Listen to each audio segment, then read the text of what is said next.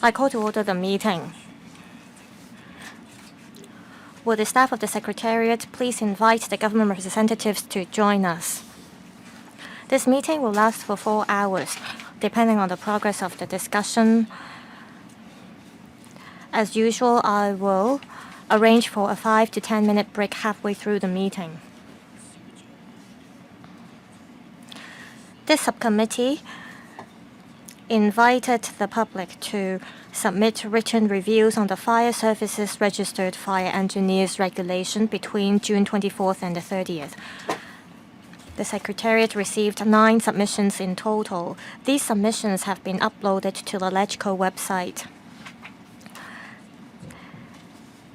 Please refer to CB bracket 21345/2025 and CB bracket 21346/2025. They have been distributed to members for reference. The administration has provided a consolidated response to these submissions. That's CB bracket 21471/2025 bracket 01. Also, the Secretariat issued a list of follow-up actions arising from the meeting on the 23rd of June 2025. There's also an administration's response to the issues raised at the previous meeting.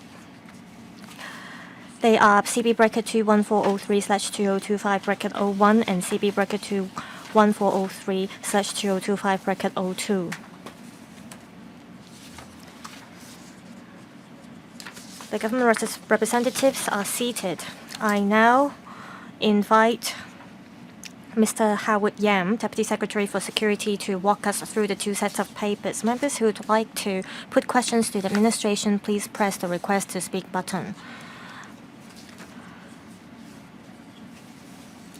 Some members declared interest in the previous meeting. At this meeting, if members need to declare interest, please, in accordance with Rule 83A of the Rules of Procedures, disclose any interest. I declare that I am an independent non-executive director of Lysan Group. I see that Mr. Tony Che has asked to speak. Administration, please walk us through the 2 sets of responses. Thank you. We have provided the responses to the Secretariat. I will ask Ms. Cheung to walk you through the responses now. Yes, Ms. Cheung, please. We have provided a consolidated response to views expressed by organizations and individuals. Please refer to LC paper number CB bracket 21471/2025 bracket 01. We're happy that the organizations and individuals concerned support this proposed regulation. And they ask for early implementation of the scheme. We have 3 major responses to the views submitted. First, on matters relating to the eligibility criteria for registration as an RFE and registered fire engineer. We must not compromise fire safety and public safety, so we have come up with a set of regime to ensure that only those who meet the qualifications will be able to be qualified as engineers. On the fire safety risk assessments as well as the certification, currently these works are carried out by the FSD, the Fire Services Department. So based on the years of experience we've accumulated within the FSD, we drew up the qualification requirement. And also, based on the professional disciplines, technical expertise, and practical experience of professionals, we came up with the qualification requirements. For the relevant practitioners, they can, based on their own experience and expertise, apply to become an RFE. They may also take professional courses that are recognized by the administration. We welcome any professionals that meet the requirements to apply to be an RFE. We do not set any restrictions on the professional background. We will, based on individual applications, consider the academic qualifications and relevant backgrounds of applicants to consider whether the applicants meet the requirements to ensure fairness. The second response concerns matters relating to professional development courses. We see that some organizations suggest that we include the professional development courses into the regulations. We have already set out the relevant requirements for qualified RFE, and there are professional development courses that professionals can take. And based on actual circumstances and needs, we will make adjustments to the professional development courses. For example, the required course duration, course arrangements, and course content. We think that these matters concerned are administrative measures, and it is therefore not necessary to make an express provision in the regulation for the purpose. Thirdly, there are views on the title of RFE. Under the RFE scheme, those who become registered fire engineers, they will formulate fire safety requirements and conduct compliance inspections and certification services. To discharge these duties competently, an RFE should possess sufficient professional knowledge and practical experience in fire engineering disciplines, and we therefore find the title RFE appropriate. And in fact, the relevant bills committees had thoroughly discussed and agreed to the title of RFE during its scrutiny of the Fire Services Amendment Bill. This is the consolidated response to the views expressed by organizations and individuals concerning matters raised in the previous meeting. That is how we estimated the cost for the fire service engineering service. Please refer to LC paper number CB-21403/2025-02. The fees are set by the market. We have previously analyzed different factors. For example, the area of the relevant premises, the complexity of the works, and the scale of the service provider, and the supply and demand for fire engineers. And when we made the estimate, we took into account the time needed, the hourly rate of service providers, as well as administrative cost. And based on these factors, for a general restaurant in the size of 250 square meter, the cost would be around $110,000. We believe that after the scheme is implemented, there will be more RFEs available in the market, and this will ensure there will be competition in the market. Thank you.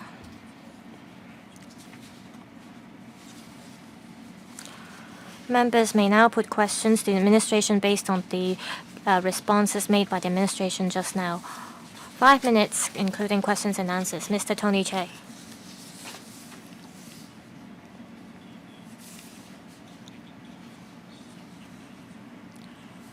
I only got the government's consolidated response to the public submissions at around 10 a.m. today from the Secretariat, so I will need time to study the responses and the relevant laws and regulations.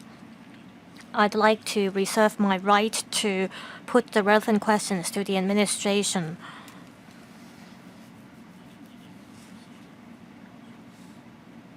The deadline for providing written views from the public was the 30th of June.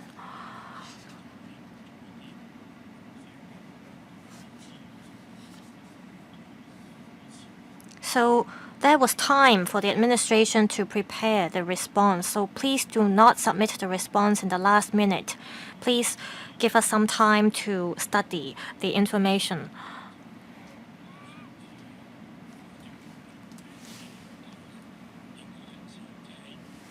According to public views, authorized persons or APs should be included in the list of RFEs.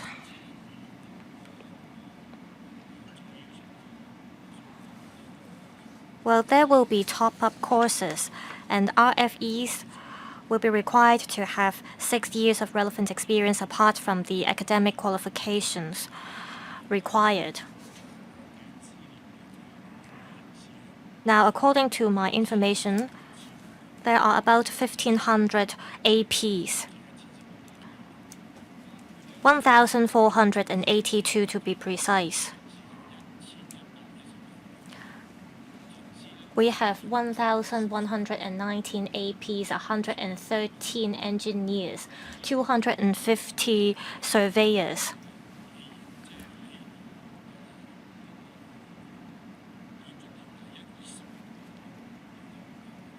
Under Cap 123, the Buildings Ordinance, authorized persons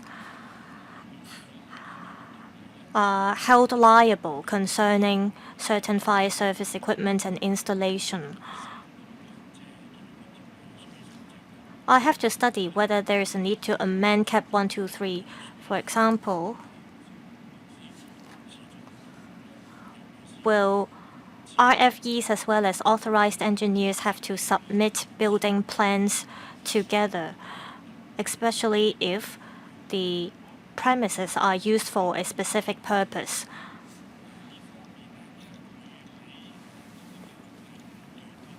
Paragraph 5 of the government's response. That's the government's response to views expressed by organizations and individuals. It is said that the FSD has comprehensively reviewed architecture programs recognized by the Hong Kong Institute of Architects and noted that most of these programs focus primarily on aspects such as architectural design theories, architectural history, and architectural drawings, which do not sufficiently align with the technical emphasis and professional knowledge required for the duties of RFEs.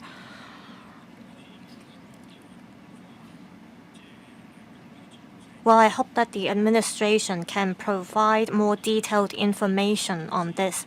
For example,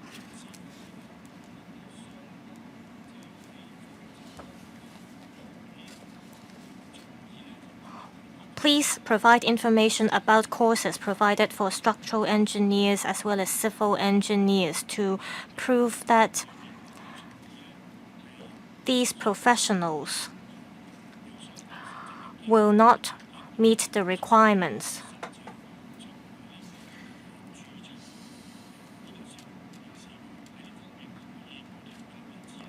Will the administration provide such information, please? So 2 questions. First, on the submission of papers. The Chinese version of the response was received in the afternoon of last Friday, and we only got the English version this morning. I hope the administration can provide the information as early as possible to facilitate the scrutiny of the regulation. The second question is about authorized persons. Administration, please. Yes, Deputy Secretary.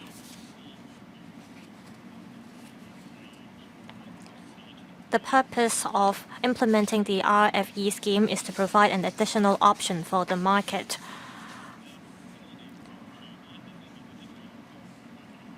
We have studied different laws and regulations and have made the relevant amendments.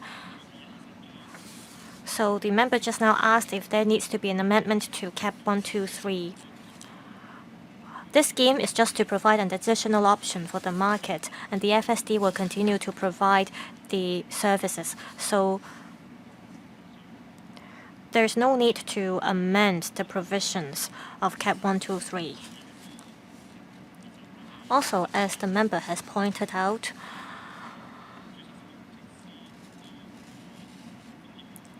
the fire safety risk assessment as well as the compliance check has all along been done by the FSD. So the FSD is most familiar with the professional knowledge and practical experience required of this kind of professionals.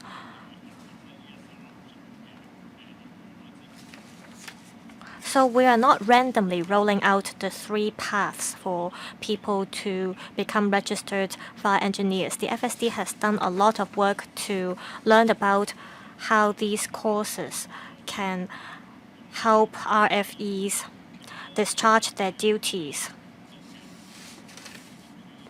It is mentioned in the paper that the FSD has comprehensively reviewed the architecture programs recognized by the Hong Kong Institute of Architects.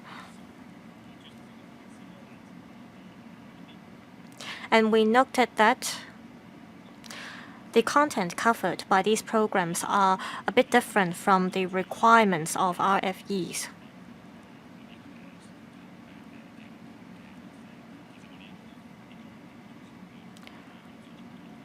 Since the last meeting, we have been in touch with the Hong Kong Institute of Architects. We have been asking the institute to provide us with more information so that we can study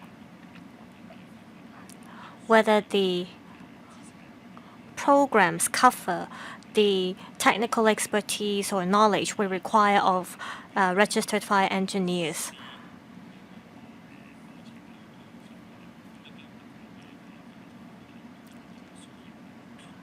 For bachelor degree programs, we need knowledge about basic engineering, building management, as well as signal management and so on. We think that a registered fire engineer needs to have this knowledge. But so far, according to the information provided by the HKIA, the architecture programs recognized do not cover the above areas of knowledge.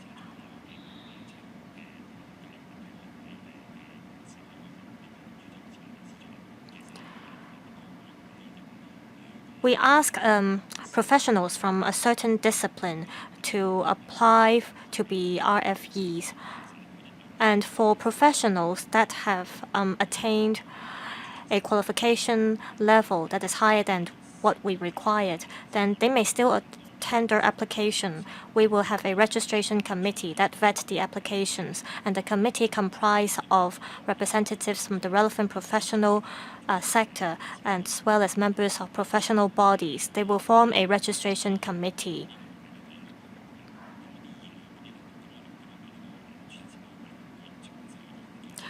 We will pass on applications to the registration committee to decide whether the qualification background or level obtained by the applicants meet the requirements.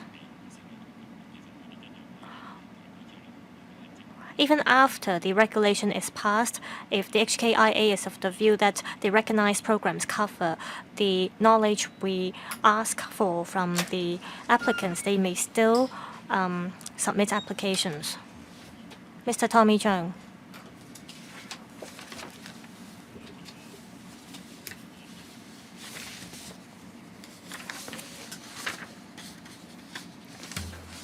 According to the government, for a general restaurant in the size of 250 square meter, the cost for the relevant services is about $110,000.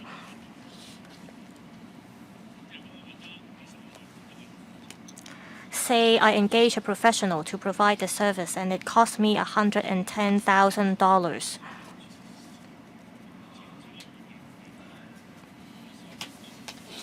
Do you know how much the FSD is charging the sector or the license applicants now? $4,370. That's a huge difference.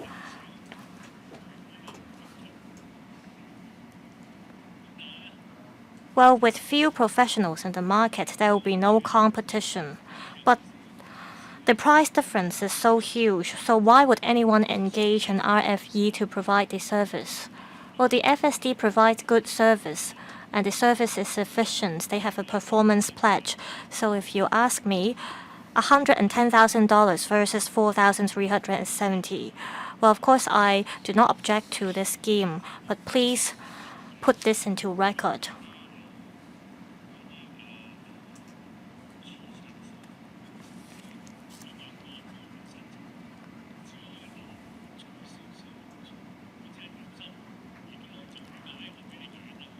I'm just worried that it looks like we are providing additional option for the market, but there might end up be no one engaging RFEs. This is because the FSD offer good and cheap services. The government has earlier given an undertaking that a dual-track approach will be adopted. Let's see if the administration would like to supplement. And I also note from the paper that you'll be relying on market forces. So let's see if you want to add anything to that. Thank you, Chair, and thank you, Mr. Zhang, for the questions. Indeed, there is a price difference, so to speak. But the time taken is also different. For example, if it is to be undertaken by the FSD, it will take 34 days, whereas an RFE could complete the process in 8 days. So that's where we see an added value, and that is a shorter time frame. Now, to address the concern as to whether after some time the FSD will withdraw from the mechanism altogether, I emphasize that we'll continue to take a dual-track approach. We'll let the market decide. We'll let applicants decide which way to go so as to facilitate the license application. About the $110,000, as explained in the paper, after we introduce the mechanism, the market will decide the appropriate rates. Any follow-up? No follow-up question? I understand that the same argument has been repeated a number of times, but I dare not say that I will outlive the Fire Services Department. I mean, by the time I'm gone, if there is any change to this mechanism, no one will take the government to task. So I just want to put this on record, that this dual-track approach shall remain. Right, that's also the government's response. Next, second round, Mr. Tony Chair. Thank you, Chair.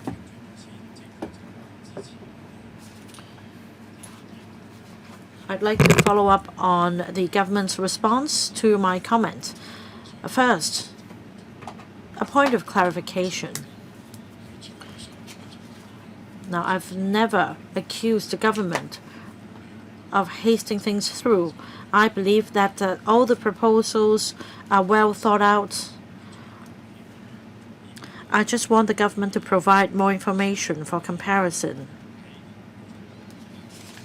Because according to the government's consolidated response, especially the response to Hong Kong IA's comment, that programs may not sufficiently align with the technical emphasis and professional knowledge required for the duties of the RFEs.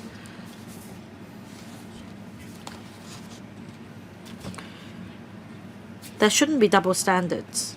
There should only be one standard. So the government should closely monitor the programs. Now, I just cited two disciplines, civil engineering and structural engineering. Of course, you must have checked the relevant courses provided by universities. And if there is any need to refine these courses, I mean, you can compare these courses with those for architects, so as to allay the concerns and address misunderstanding of the Hong Kong IA.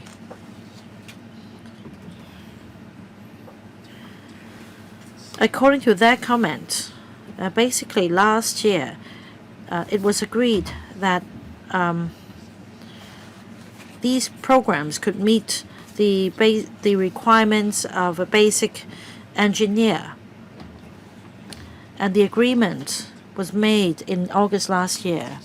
Perhaps you should further explain, because you have 1,100 authorized persons who are architects, and if some of them are to become RFEs, then at least more choices will be made available.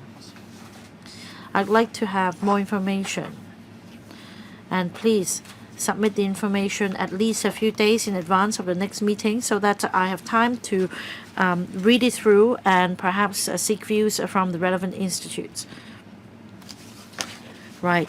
I think Mr. Tony Chair also just referred to paragraph 5 of the government's response, especially the Hong Kong IA's comments. Would you like to give a specific response now, or would you like to provide a written response later? I'll give the floor to Mr. Yong, the Assistant Director. Now, of course, when it comes to engineering programs, you have elements of loading and clearance, and as well as hydraulics. These are related to the FSIs. Mr. Yong can elaborate on these. Yes, apart from those already mentioned, fluid mechanics, etc., and there is another requirement. All 4 courses must be completed before one can be registered as an RFE. So, as I mentioned before, the courses must have sufficient in-depth content. Otherwise, it would be difficult because one must start from scratch, and you must acquire the basic knowledge about fire engineering first before you get the technical or professional knowledge required to be registered as an RFE. As for comparing courses, I'd say that we have been in close liaison with the Hong Kong IA, and we'll continue to have meetings with them so as to explain the situation to them.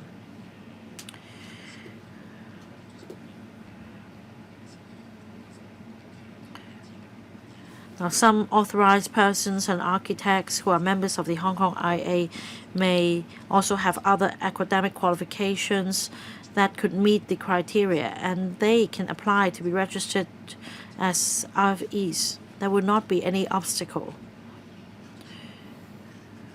Right, of course, the government should continue to liaise with the Hong Kong IA. But I think this is, after all, the highlight of this regulation. So I'd urge the administration to provide a written response to us. Do tell us whether you're able to draw a consensus after meeting with the Hong Kong MA. Please give us a written response after the meeting. Mr. Chair, anything else? Well, just simply put, definitely regarding the courses, only one standard should be adopted.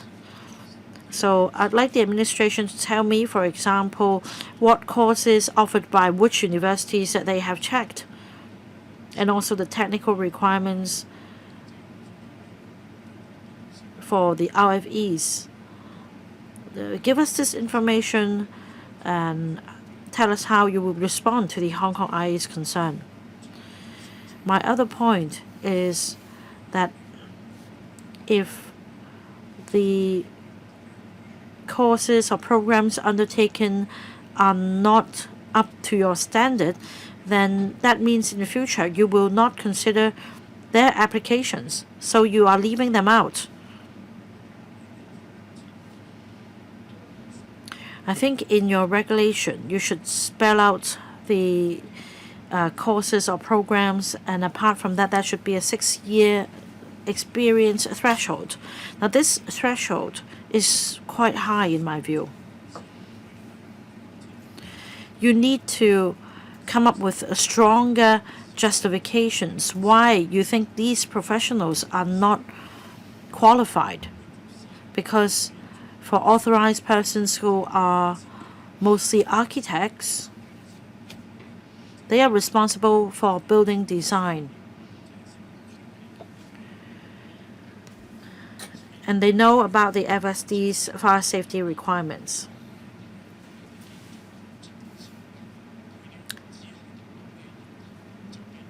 So in providing building plans, they are required to abide by the requirements under the Buildings Ordinance, but not necessarily the FSD's requirements. It will take time to look into the matter, and please also provide information in relation to the courses offered for the two disciplines, and please give me the information a few days in advance of the next meeting. Right, comparing course information and a timely response, please. Yes, we will provide this response in writing, and we will submit that to the Secretariat for early circulation. Next, Mr. Chan Sil-hung. Thank you, Chair. I'd like to follow up on Mr. Tony J's question.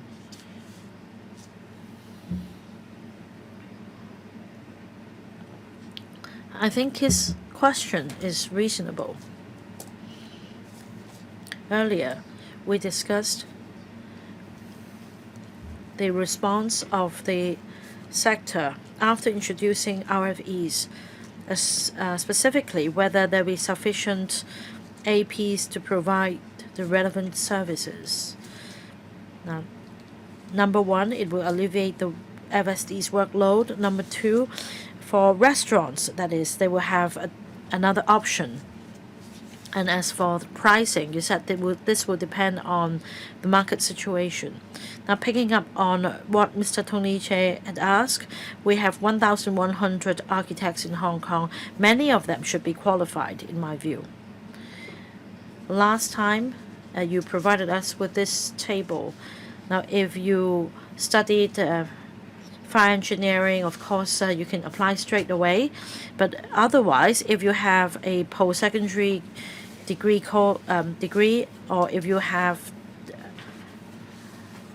then you will have to study a professional course recognized by the mechanism before you make this application. According to Mr. Chair, that means this practitioner will have at least 6 to 15 years of relevant experience. But Mr. Chair's suggestion is this: if there are practitioners that are already partially qualified, top-up courses should be provided. For example, for architects or other professionals with expertise and professional knowledge in the area who are also interested in joining the RFE field, the government should let us know what courses are available for them to acquire these qualifications. For example, perhaps the sector could provide sufficient proof that these practitioners have given or have been engaged in fire safety engineering works. This can help alleviate the FSD's workload. I think when we come to the scrutiny of the regulation about qualifications, this matter will be of significance. So I support Mr. Tony Chair. I hope the administration will give us a written response as quickly as possible so that there is clarity for the benefit of the sector, and that for the interested parties, they can take action so as to apply for registration as quickly as possible. Deputy Secretary. Right, thank you for the comments. We are going to explain these matters, including the comparison of courses, in the written response. Right, please note their comments. I think these members come from the same place, and that is they want more qualified professionals to be able to register themselves as RFEs so as to help the FSD. Any other questions from the floor in relation to the government's response papers? If not, we will continue with the clause-by-clause scrutiny. Members, please go to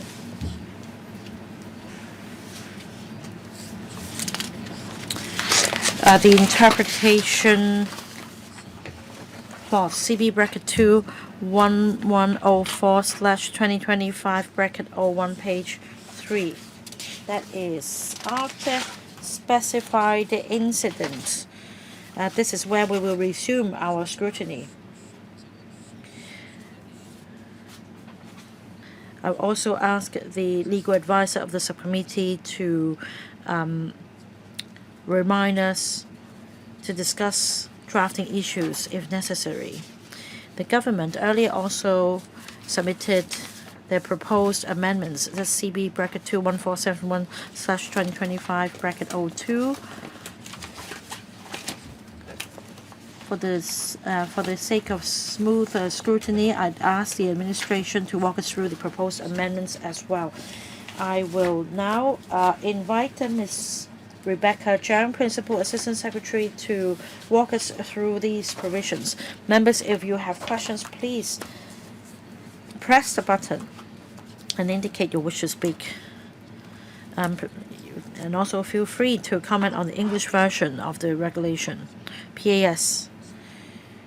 Right, we're going to discuss disciplinary board and disciplinary board panel. They mean a board appointed under Section 41 and a panel established under 73. When we reach that section, we will give you more details.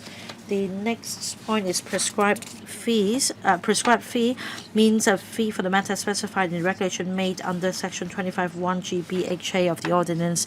They relate to fee for registering as an RFE and renewal of registration, etc.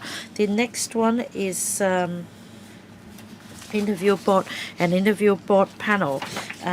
They refer to the panel and board appointed established under Section 6 and 66. Details will be provided later. Next one, FSI, Fire Safety Fire Service Installation Certificate, which means fire safety certificate and ventilation certificate. Fire safety requirement. It means requirements specified by the director relating to fire safety that has met for the purposes of the specified application, includes requirement issued under Section 27(1)(c) of the premises. Ms. Doreen Kong, Chairman. In the English version, it reads Fire Safety Fire Service Installation Certificate.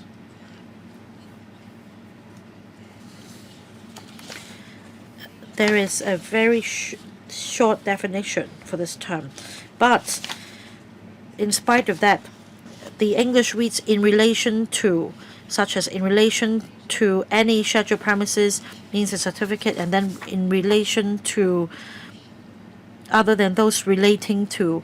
Can you paraphrase the definition so that we don't see the same phrase being used in relation to 3 times? And the same goes for the fire safety ventilating system certificate as well. DOJ. Well, it is our drafting principle that if it carries the same meaning, we should stick to the same terminology. The member made a suggestion about drafting of this provision. This is our usual practice, but I will go back and give it a thought. Any follow-up? Chairman, I get that, but I think the phrase in relation to can be replaced by a simple word like of. I just don't want a frequent repetition of the same term in just a 3-line sentence. If you say this is the drafting of the laws of Hong Kong, then so be it. Mr. Tony Che. Thank you, Chairman. A simple question. Prescribed fee. On what basis is the fee set? Is it based on the cost recovery principle? Yes, cost recovery and user pay principle. Stephen Ho. Right, to pick up on what Mr. Tony Che said, it's about cost recovery. Is that right? I recently came across the same question. Do you mean 100% recovery, or is it that the fee will be set on the low side for fear of having low utilization rate? The recovery is just 24% in this case, so I'd like to know the percentage to be recovered. Still, I don't have strong views. I agree that we should recover costs, of course. About newly prescribed fees, subsidiary legislation will be enacted under this new mechanism.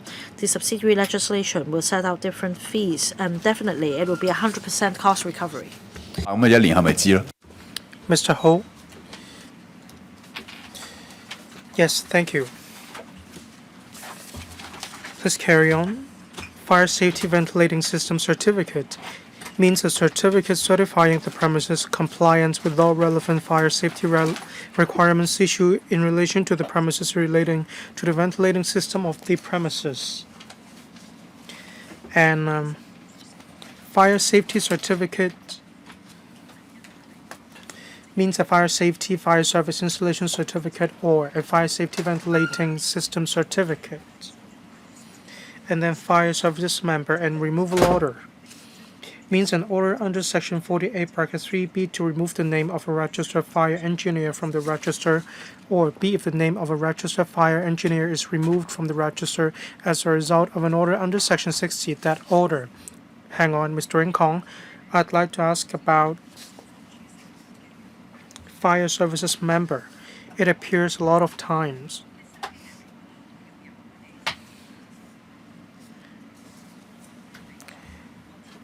I have already gone through Schedule 6,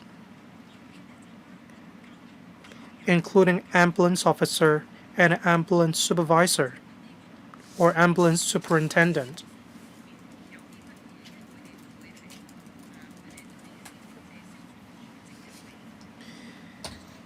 They are under the FSD.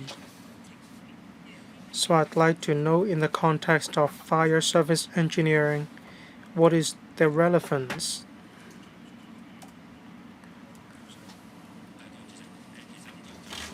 I'd like to ask Mr. Michael Yong to take these questions. There is no direct link. In older ordinance, there may be investigation, and we may need someone looking into the situation from a third-person perspective. However, when it comes to fire safety assessments in general, those in the older rank will not take part in it. Thank you, Mr. Kong. What about those on the registration board? Are they on the registration board? For these officers, what decisions can they make? Administration. Thank you, Chairman. Different committees and boards have different duties. As I said, for disciplinary boards,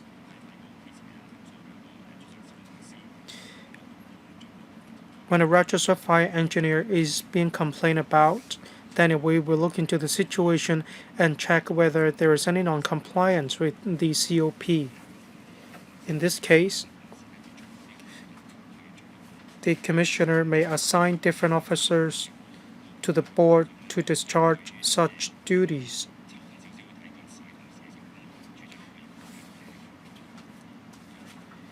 Simply put, we empower the Commissioner to do so. Thank you. Licensing authority means an authority specified in column 4 of part 1, 2, 3, or 4 of the schedule, say the LCSD and the FEHD. And registration committee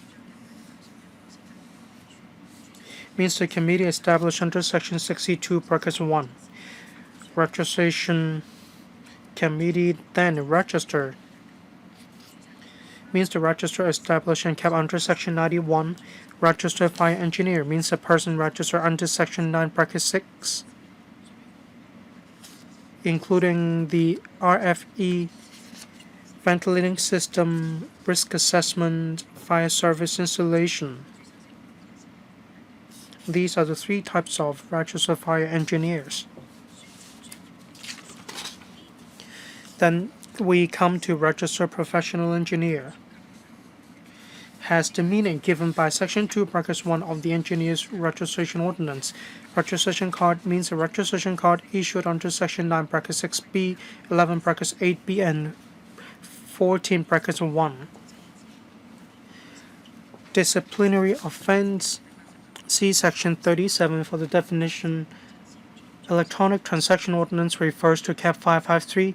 Code of Practice means a code of practice issued under Section 89. Audit check in relation to a fire safety certificate means any verification, checking, inspection, or testing conducted to ascertain whether the certificate is properly issued. Authorized officer means a public officer appointed to be an authorized officer under Section 92, Brackets 1 and includes the director. Duty and class includes a function and class of risk assessment, fire service installation and ventilating system. Mr. Andrew Lam.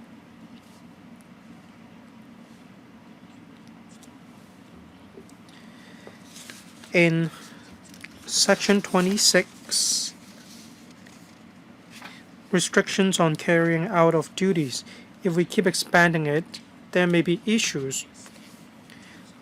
I understand there are 3 classes. So in theory, Class 8 engineers cannot perform the duties of Class B duties.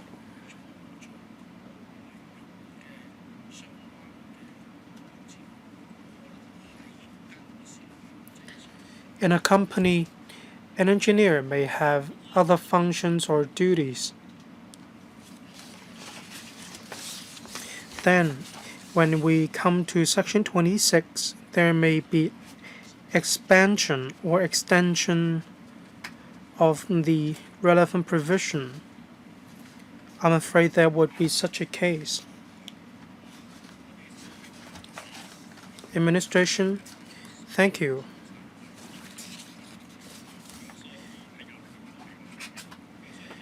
When we read the definition, it reads meets any of the following classes to which the registration of the person relates. It's not about the general functions or duties of the role of the engineer. When we come to Section 26, we may take a deeper look into it. Thank you. Mr. Chen Xiu-hong, I'd like to ask about the interpretation of class. In relation to a person who is registered or who seeks to be registered as a registered fire engineer means any of the following classes to which the registration or intended registration of the person relates. A. Class of risk assessment, B. Of fire service installation, and C. Of ventilating system. There are a total of 3 types. So we can see registered fire engineer, brackets, risk assessment, and RFE, brackets, fire service installation, and RFE, brackets, ventilating system. How do they tally with one another? Mr. Chen, have you finished your questions? Well, I mean, should I directly compare the 3 classes with the different types of registered fire engineers? Do they match one another? Let me give you an example. Say Section 3. A person who is not a registered fire engineer for a certain class, if they hold oneself out as a registered fire engineer of a particular class when they aren't, then they would breach the law.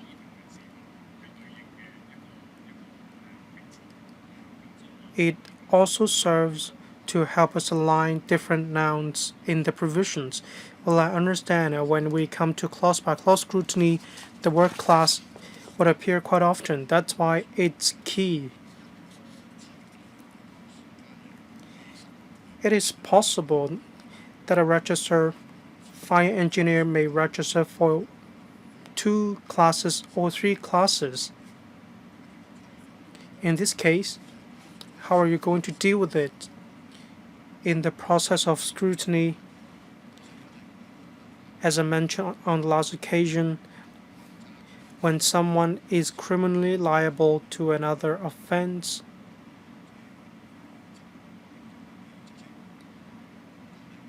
one may be removed from the register of a particular class, but then this person may still have the qualifications of one of the classes.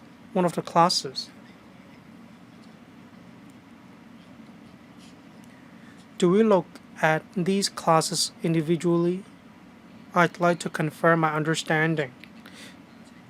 I believe similar situations will pop up later on. But administration, anything to add?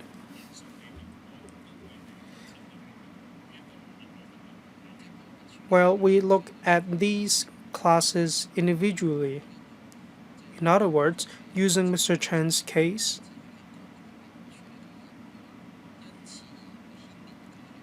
these classes are looked at individually. They won't affect one another.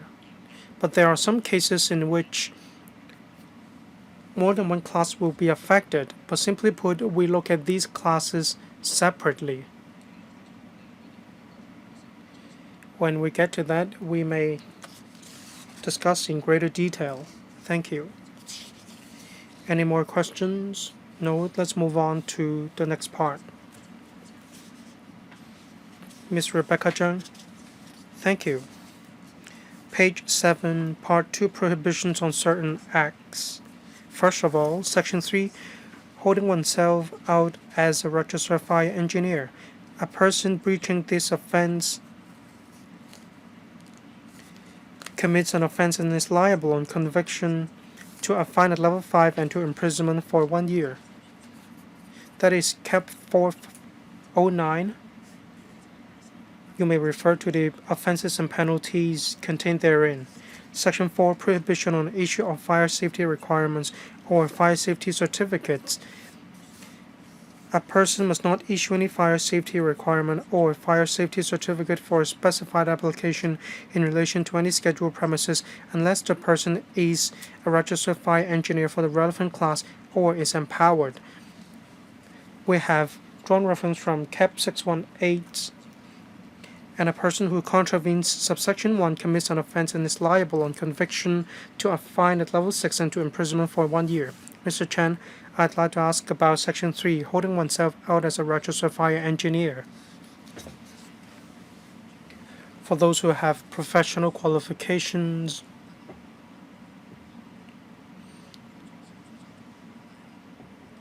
it has to do with a title whether one can use. According to Section 29 of Cap 618, the English term is registered professional engineer. That is the English title given to the professional. But then, in this ordinance or in this regulation, there is no particular reference to a title. It simply sets out one cannot hold oneself out as a registered fire engineer unless you have the relevant qualifications. The penalty is similar or is comparable to that set out in Section 29 of the Engineer Registration Ordinance. On the name card, do you allow the presentation of any particular title? Are you going to issue further guidelines, or are you going to make these provisions clearer for this purpose? When one holds oneself out as a registered fire engineer, what formal title should be used? I'd like to know the title in both Chinese and English. Another question is about Section 3.1. A person who is not a registered fire engineer for a certain class must not do something. Any breach of this subsection will attract a penalty.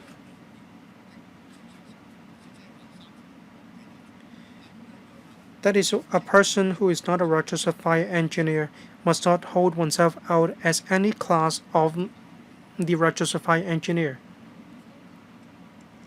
If someone doesn't specify the class, Does it mean that person doesn't breach the ordinance?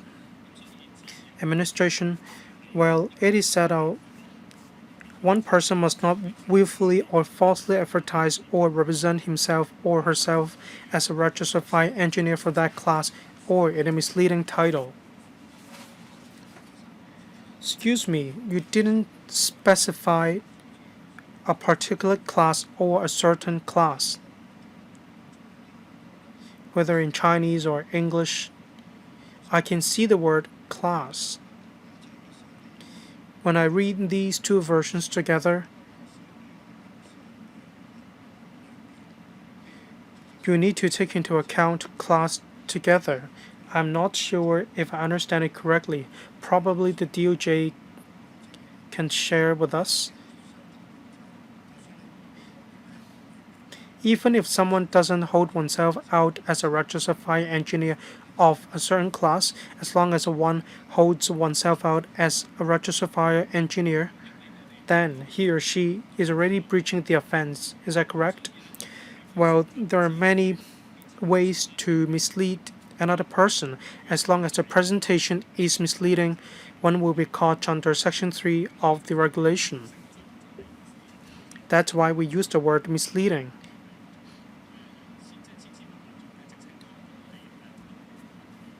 There are a wide array of titles, probably thousands. It's difficult to give an exhaustive list. That's why we use the word misleading.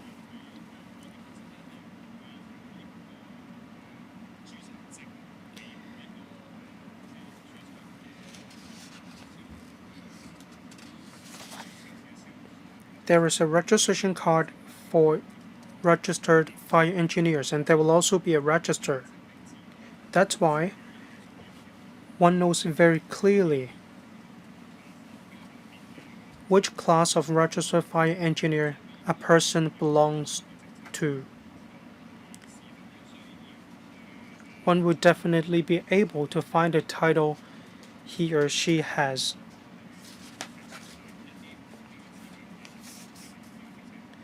That's why we have decided to bar people who don't have such qualifications from using these titles.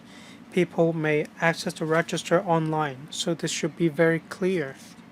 Mr. Chen, well, I agree to some extent. If one can only use a particular title or a class, or when one uses a misleading title, then of course you may prosecute the person in question. But after all, we need to educate the public or users. It's like going to a doctor.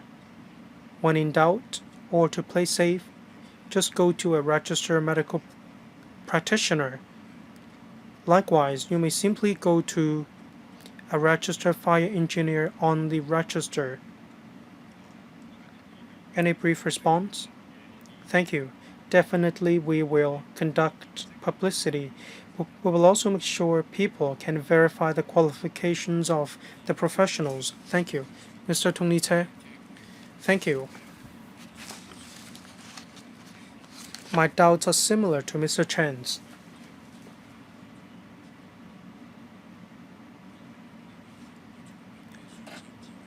One cannot hold oneself out as any professional. You cannot use the title as you wish. You cannot hold yourself out as a registered fire engineer unless you have the qualifications required. You need to conduct publicity in relation to using a misleading title. At present, the penalty is a fine at level 5. As for Section 4, prohibition on issue of fire safety requirements or fire safety certificates, there's a stiffer fine, 1 at level 6.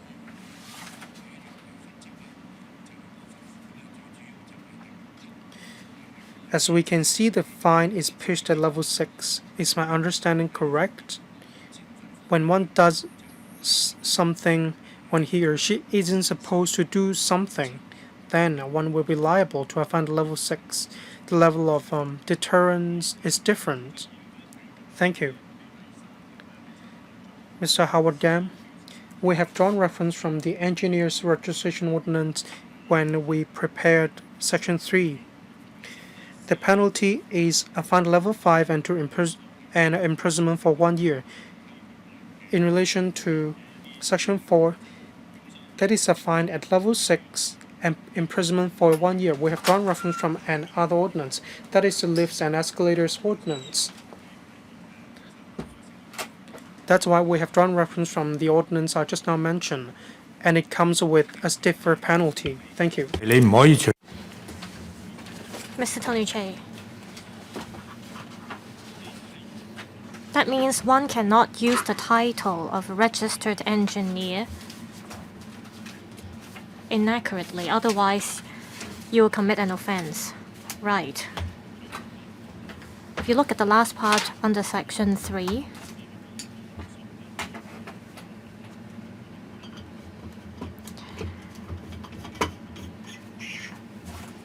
you will commit an offense if another person believes that you are a registered engineer. Mr. Stephen Ho.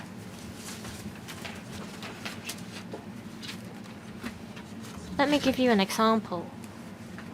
Let's say someone holds out as a registered engineering expert. Would that fall under Section 3(1)(a)? Of course, the burden on proof fall under the defendant. Say I am an RFE who can only do risk assessment, and I launch publicity and claim that I can do ventilating system. According to Section 3, I'll be criminally liable, and I'll be liable for a fine of level 3 and imprisonment for 1 year if I'm convicted. I want to learn more about the process. Would you consider removing the duty of that defendant? Will that person have to go through a disciplinary procedure?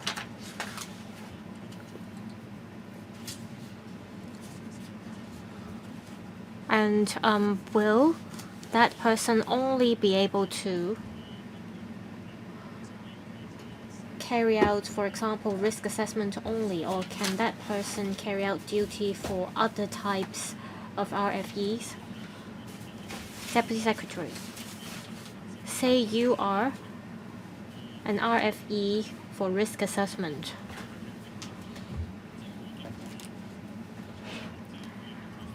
And if you mislead another person, then you'll be held liable under this section. As to how you mislead the others, we'll have to look at the details of the case to see if there is any evidence for us to make prosecution.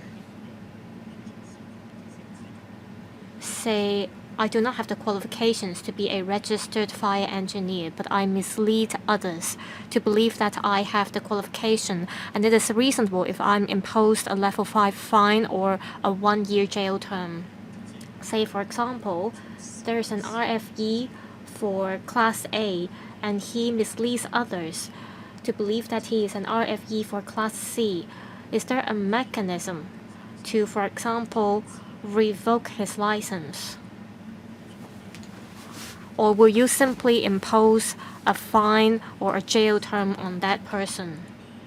I think what Mr. Ho is saying that if you mislead others to believe that you are an RFE for another class, then how will you deal with the situation? I'll defer it to Mr. Yong.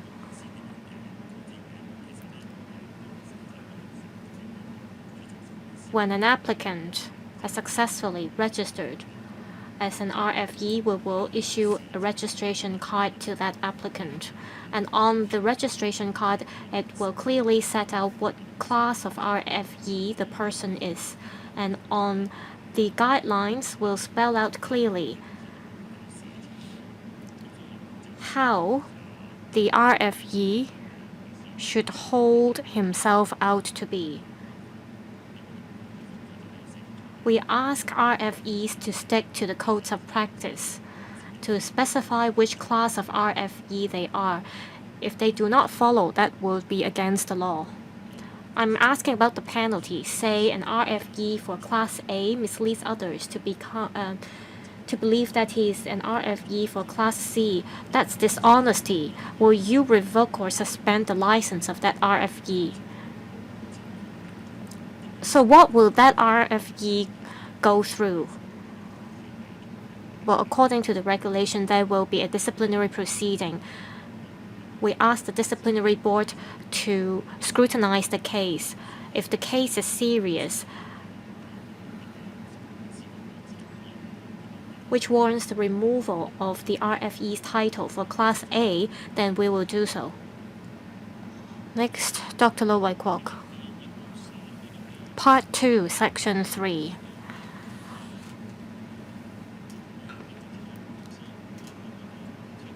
Stressed that someone holds himself out as registered fire engineer.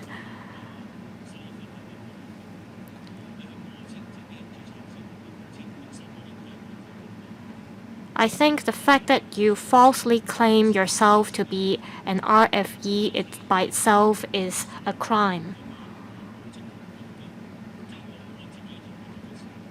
Bracket 3 is about misleading title. In relation to a person means a title, however described of the person that's capable of causing another person to falsely believe that the person is a registered fire engineer for a certain class. Well, I think this can be made clearer.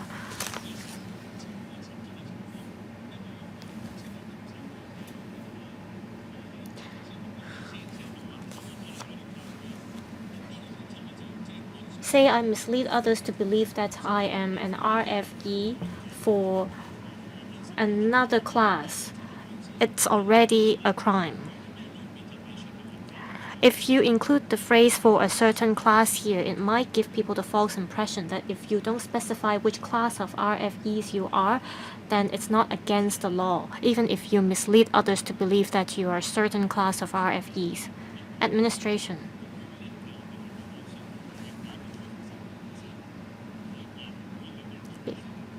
If you mislead others to believe that you are a registered fire engineer, then you will definitely mislead others to believe that you are a certain class of RFE.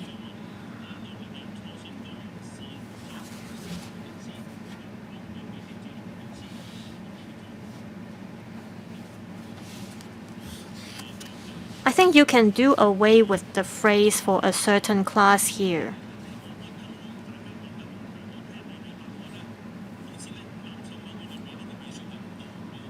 This is because I have the impression that as long as the RFE concerned does not specify which class he belongs to, even if he misleads others to believe that he is an RFE, then that's not a crime.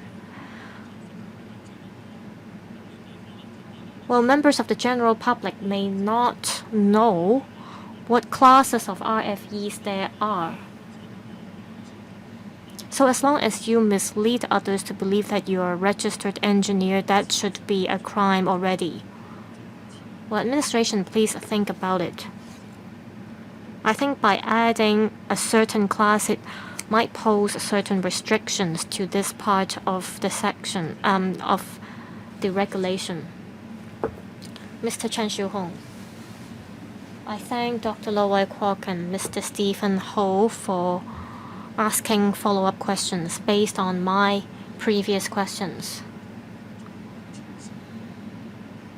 I think the key is clarity. We have to make it clear that if you do certain things and you commit a crime. So Dr. Lo Wai Kwok asked that question in a timely manner.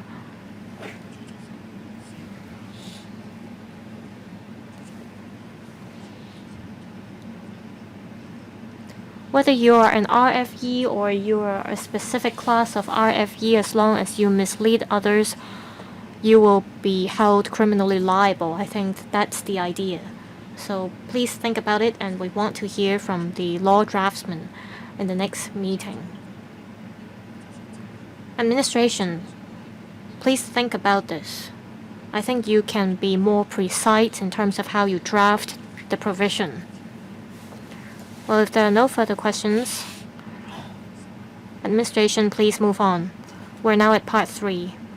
Please refer to page 8. Part 3, registration as registered fire engineers. Division 1, registration. There are 6 divisions. The first division is about registration. Section 5, application. Bracket 1, a person may apply to the director for registration as a registered fire engineer for one or more classes.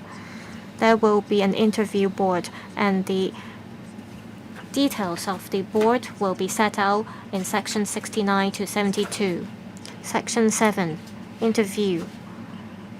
If an applicant is invited to attend an interview before an interview board for consideration of the applicant must attend the interview. Section 8, interview board's recommendation. An interview board must make a recommendation in writing to the director. Section 9, registration. The director may approve an application made by an applicant. Bracket 2. The director will look at whether the applicant meets the criteria. The director will also decide, based on Section 10, whether the applicant is suitable. Please hold on. Dr. Wendy Hong. How many chances will a candidate get for an interview? Say I passed the written test, but I failed the interview. Can I do the interview again? How many chances will I get? As long as the written test results are still valid, will I get unlimited chances of attending an interview? Administration, the interview board will conduct the interview, and beforehand there won't be any written exams. There will be some questions about scenarios, and the interview board will look at the experience of the candidate. If the candidate fails the interview, what will we do? I'll defer it to Mr. Yong. Mr. Yong, when you apply to become an RFE, you have to submit an application. And you have to submit the relevant documents, for example, academic proof and proof of your professional background. If you meet the preliminary eligibility criteria, you'll be invited to attend an interview. There will only be one interview. And the interview board will look at whether the candidate meets the relevant academic qualifications as well as experience requirement. If the candidate meets the criteria, then of course he'll pass the interview. If not, then the interview board will give an advice to us to not approve the application. The candidate may reapply.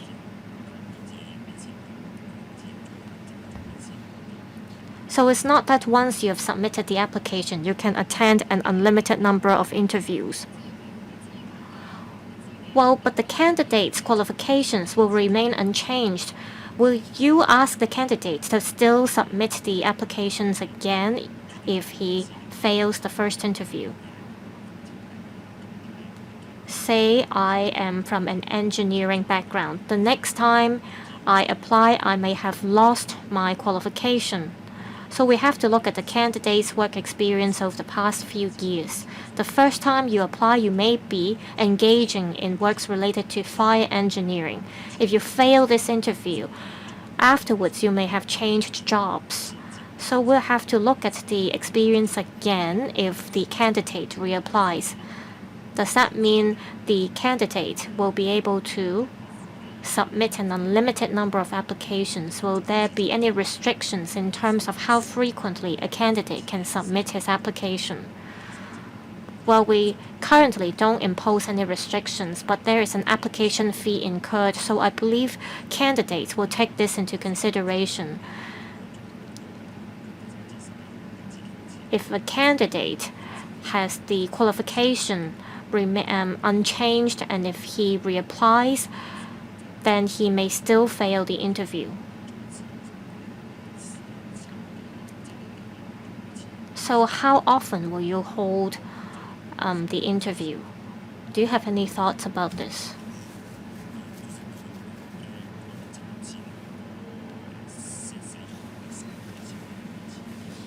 We currently haven't decided on the frequency of the interviews. It depends on the number of applications we receive.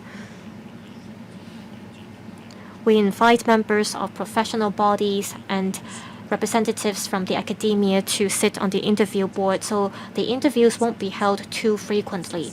But depending on the number of applications we receive, we may adjust the frequency. I think you have to hold interviews more frequently at the initial stage. Next, Dr. Chow Man Kong. Please switch on the mic for Professor Chow. I want to ask about Section 7, bracket 2A and bracket 2B. It says here, if the applicant fails to attend the interview board may, if satisfied that the failure was due to sickness or any other reasonable cause, adjourn the interview to another time, or proceed to make a recommendation without an interview.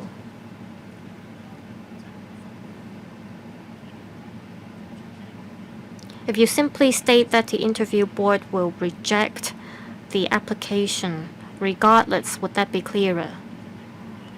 Currently, the provision is kind of vague. It is as if you will give the applicant another chance.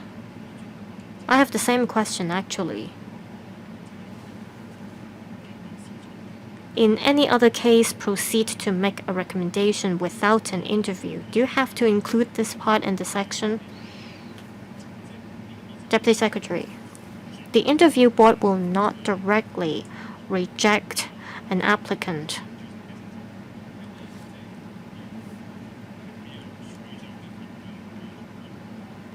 Only the director has the power to do so. The director may accept an application or reject an application. So the interview board is only here to make recommendations.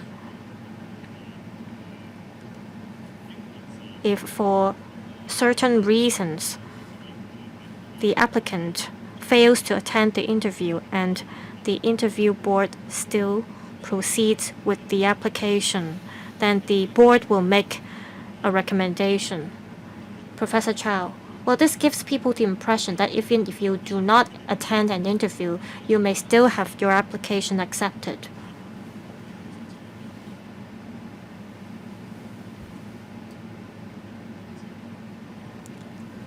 So would that give candidates a false impression? Administration. Attending an interview is a requirement.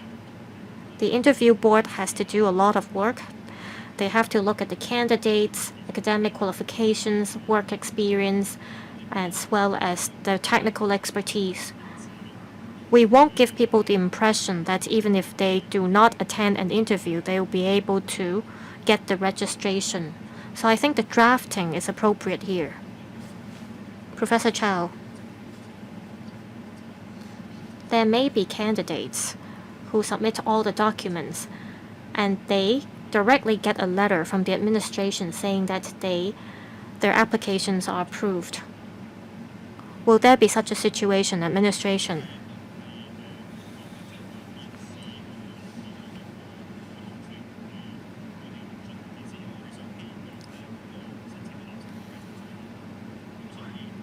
Even if an applicant fails to attend the interview, we want to have the flexibility to still proceed with the application. If the applicant does not have a reason to attend the interview, that's covered under 7.2a.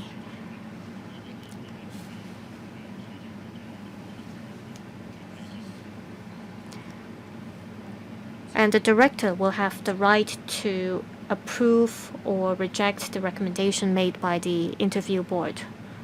Mr. Andrew Lam.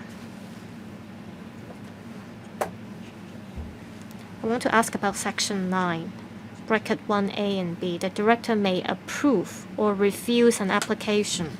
Now I want to jump to Section 11, renewal of registration. Bracket 7A. The director may amend or remove any condition of registration previously imposed. And bracket B, impose any new condition as the director considers appropriate.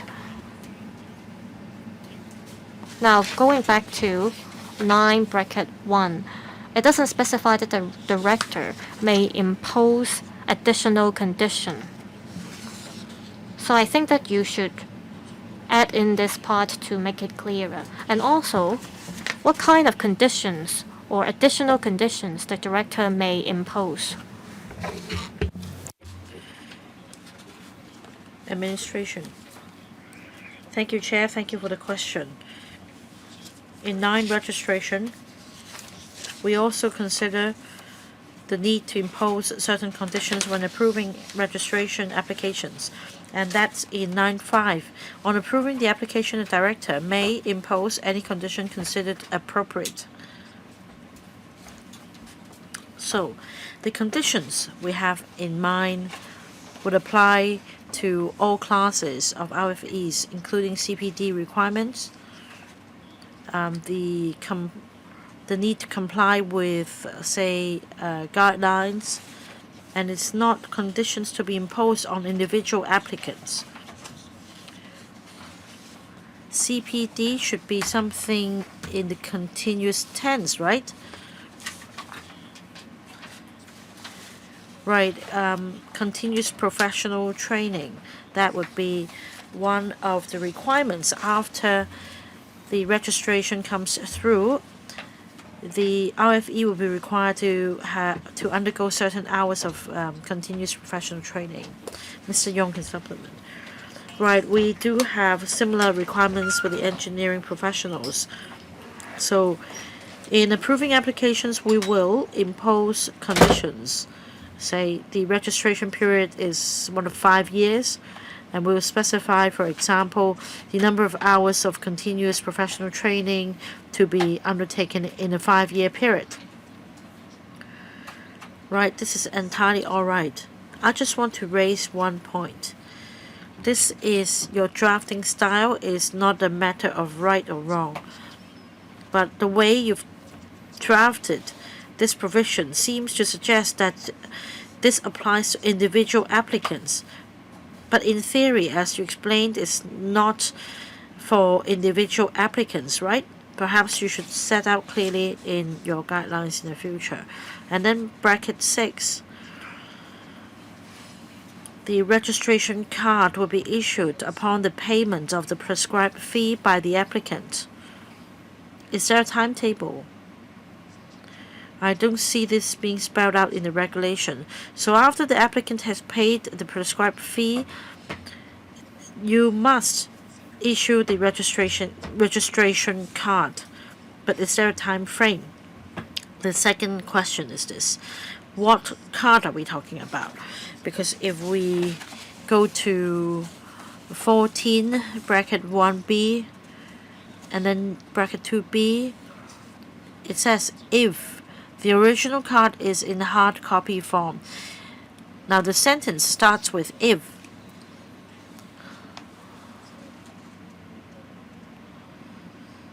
So I suppose a hard copy is definitely to be made available. What about the soft copy or electronic copy? Will you issue e-copies? Because if the answer is in the affirmative, how do you take back the cards? Right, if according to the director, this application should be approved, then a demand note will be issued for the payment of the prescribed fee is mentioned. The fee is to be paid within 14 days. And after paying the prescribed fee within 14 days, the department will issue the registration card to the applicant. We will first introduce an electronic registration card. If there is a need for the card to come in a physical form, then an RFE may make an application, and then if need be, we will issue a physical card. Now in 14, we've put down original card in hard copy form because it is possible that the card needs to be replaced. That is a replacement registration card. And that there will be corresponding changes in relation to the validity period. Right, I will ask the question again when we come to 14. Mr. Stephen Ho. I'd like to follow up on what Dr. Wendy Hong and you asked, and also the government's response, because they talked about risks, and that the question was about an interview class, and then the government's response is it depends. It depends on, say, the number of interested individuals. But there is uncertainty. If I am in the profession, I don't know how long I must wait, and we're talking about jobs.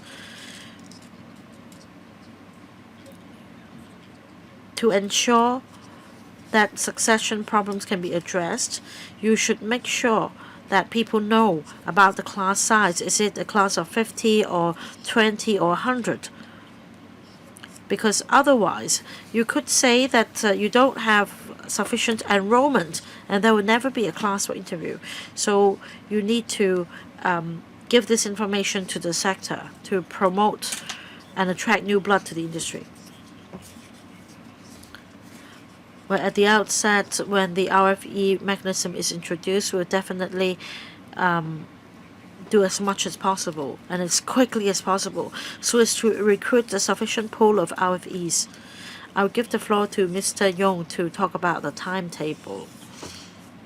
Right, Chairman, we haven't set a concrete timetable whether it should be half a year or once a year. That depends on the applications received, but we envisage a lot of applications in the beginning, so there shouldn't be a problem. However, when things begin to slow down, and I think that perhaps the classes will be organized once every quarter, or at least that's the minimum time frame, but that depends on the actual circumstances. I just want to clarify that one needs not wait for 3 years for a class to be held. Dr. Wendy Hong. I have a question on 8(2). However, the director is not bound by the recommendation. In theory, this individual should meet all the criteria before being allowed to attend the interview. And if that is true, why is it that the director is not bound by the recommendation? Can you give us an example of that?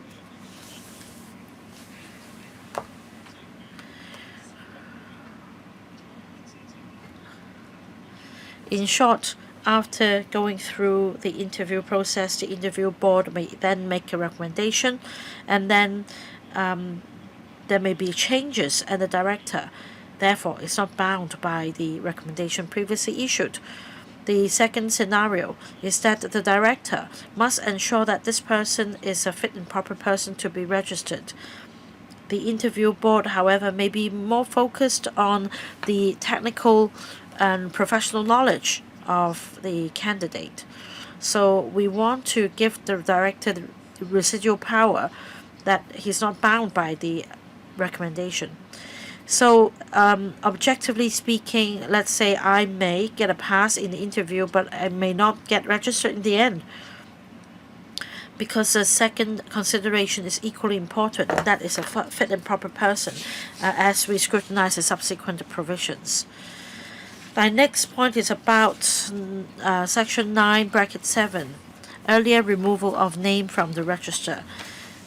Now, say if I am an RFE, I serve some clients, but if my name get removed from the register earlier than expected, does it mean that these projects will be dangling in the air and that the clients will need to find another RFE. Now, this early removal of name provision is enacted because we provide a validity of 5 years. So, in the event of an early removal of name, surely the validity period would not be as long as 5 years. So let's say if I have projects half finished and then my name as an RFE get removed, does it mean that the clients will have to start afresh?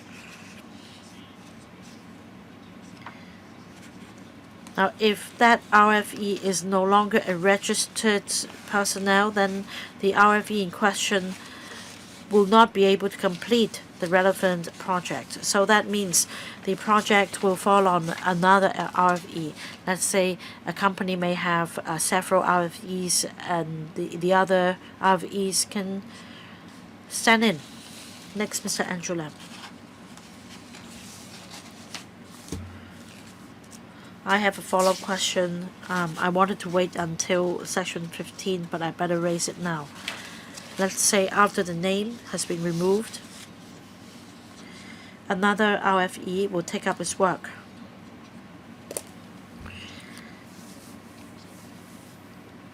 I think it's common among the professions. Of course, the project may start from scratch, but likewise, you can ask the predecessor to confirm certain aspects of the project. That comes to my question, that is whether this deregistered RFE, so to speak, is able to confirm these matters, and that the successor taking up this project will have to bear the relevant risks. Then shouldn't the successor start the project from scratch? I want to have your take on this detail. Administration. Let me illustrate with some examples. Now, the RFE will conduct risk assessment and inspection. For risk assessment, let's say it will complete it in 5 days, and then inspection for acceptance in 3 days. There is really not a big chance of having to replace the RFE within such a short time frame. But anyway, I will ask Mr. Yong to take this question. Now, in relation to the work of an RFE, one of the tasks is to conduct risk assessment, that is to inspect the premises. We're not sure how big a portion of the work has been completed by this RFE. Only that individual knows. So only when the assessment has been completed and inspection has been conducted to ensure compliance with fire safety requirements will we receive this application from the licensee, and that means the work has been completed. But if that part of work hasn't been done, that means the assessment has not been completed, then I'm afraid this part of work would not be accepted by the FSD. There must be concrete proof that at least that step has been taken. Same for inspection. When the relevant contractor has completed the relevant FSIs, the RFE will conduct inspection, and then a certificate of compliance will be issued. And then we get to receive this certificate from the RFE to certify the completion of works.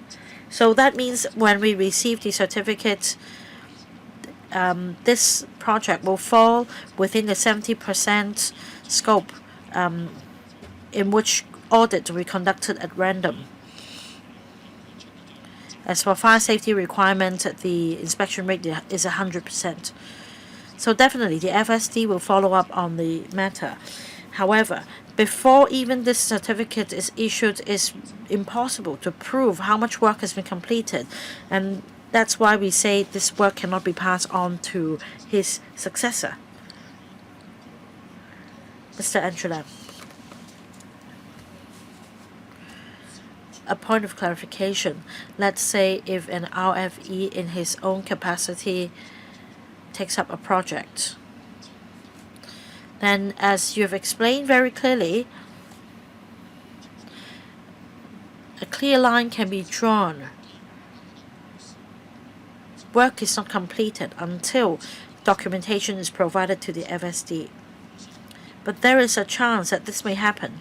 I take this company as an example. This company claims that an RFE will be responsible for the relevant task. And yet, in the process, this RFE has had his name removed.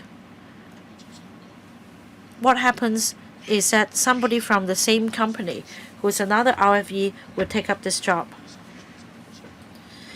Right before submission to the FSD, the individual will have to sign his name, and the person or the RFE putting his name down will take full responsibility.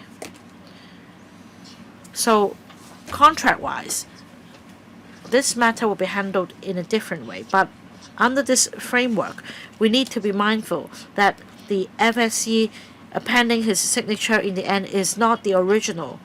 So I just want to clarify this issue from the client's perspective. Right, that means the project may be truncated into two, may be divided into two halves, and how should it be handled? Right, the question is about this company having taken up this project, and that the contract must be honored. That means the company must complete the relevant works.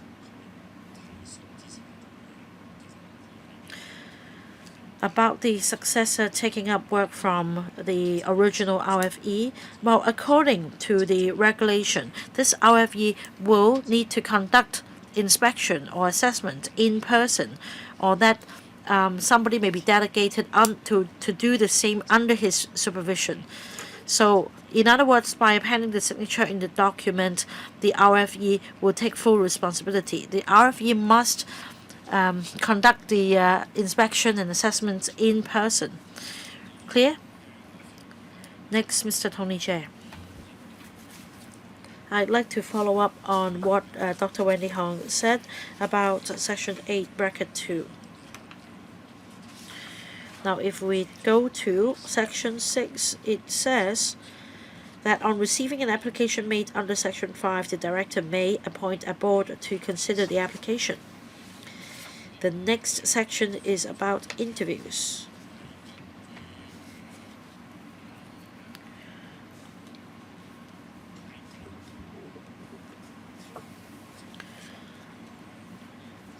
The Director is not bound by this process because according to Section 9.2, if this candidate is not a fit and proper person, then why should we waste time on conducting an interview?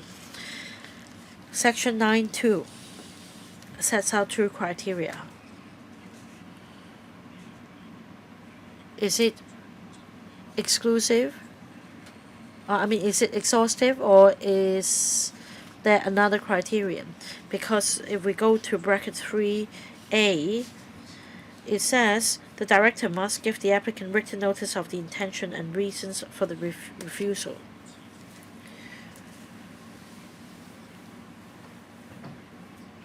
So apart from the two criteria set out,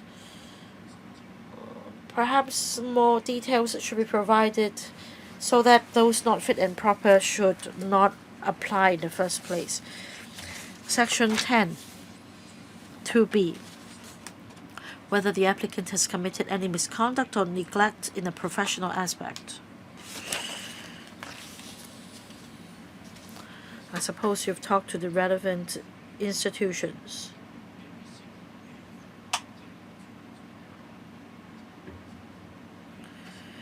the way misconduct is handled by an institution may not be the same as that by the relevant board. That means that perhaps not even the FSD will be notified of any misconduct. So it's about the fit and proper person and refusal of the applications. Mr. Te has given us quite a lot of scenarios. This is exactly because the director will have to decide whether a person is fit and proper. Probably there are some criminal offenses in relation to a person, but not necessarily all criminal offenses will render someone not fit and proper. But the director may be concerned about dishonesty, fraud, deception, misrepresentations, or false representations, etc. That's why it's very difficult to reject an application based on one simple guideline. That's exactly why we need to have flexible guidelines. We look at each case very carefully. Well, there are two main criteria. When they are not met, of course, the director doesn't have to proceed to an interview. It's difficult to provide an exhaustive list. On many occasions, guidelines provide more information for people to determine whether someone is not fit and proper. It doesn't mean a guideline is exhaustive. But on many occasions, supervisors or bureaus will provide guidelines. This will ensure good use of time and resources. I hope the government will look at this issue. Under A-Brackets 2, however, the director is not bound by the recommendation because of a change in the situation.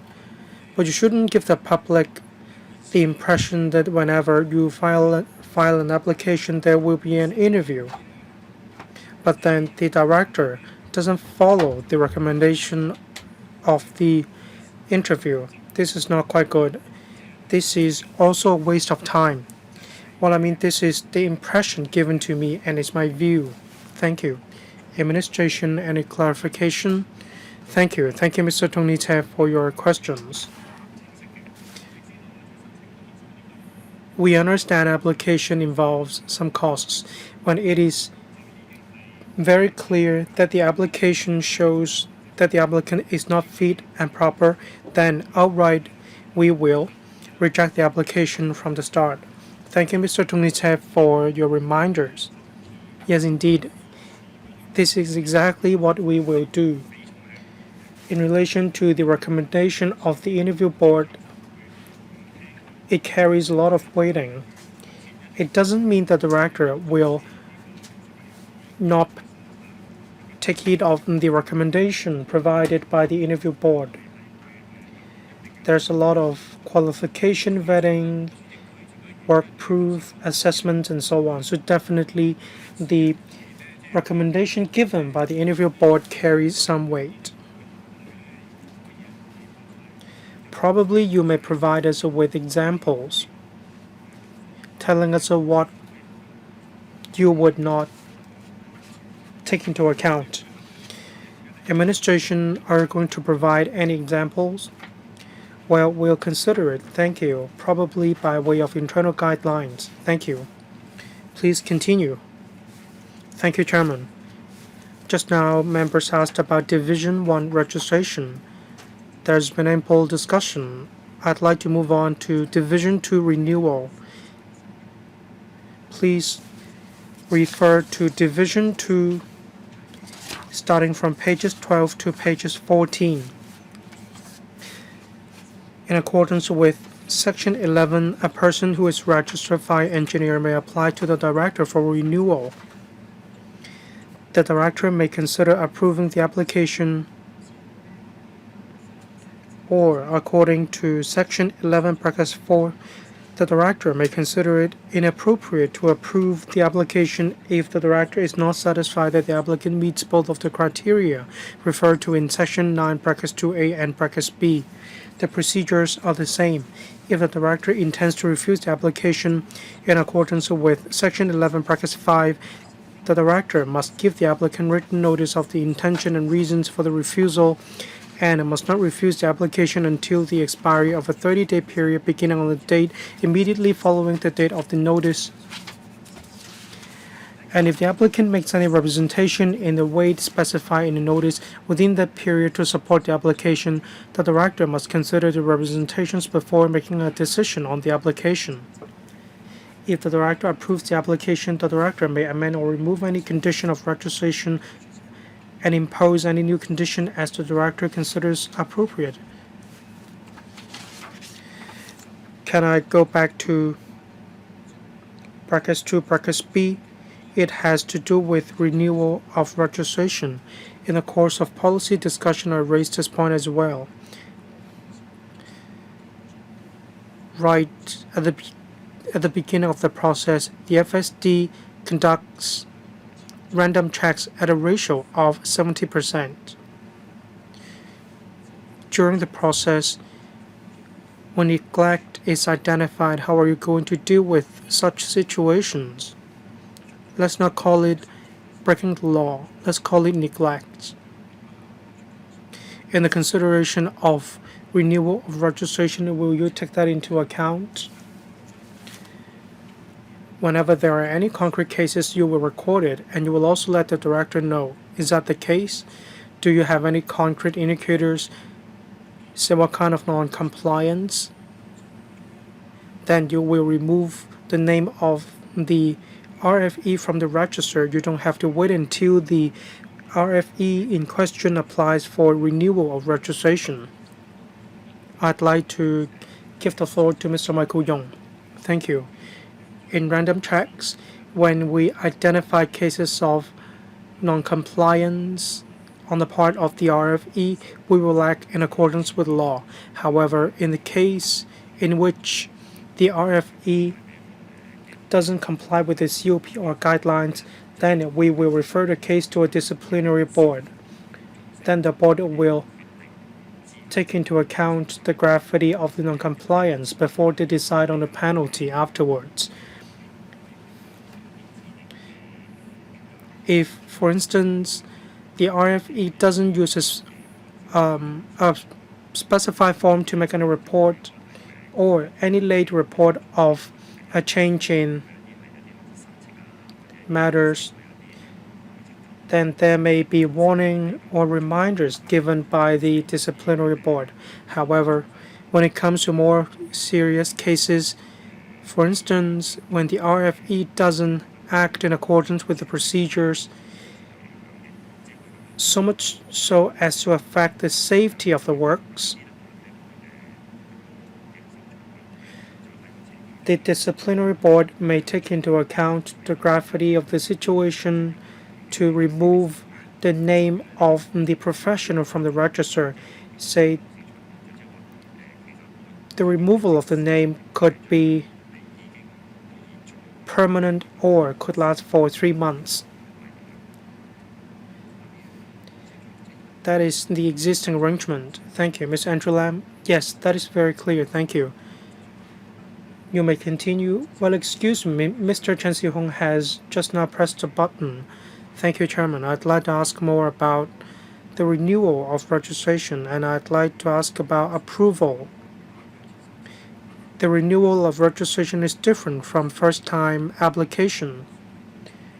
Of course, the interview board is appointed by the interview board panel, and when it comes to first-time registration or first-time application, it's stricter.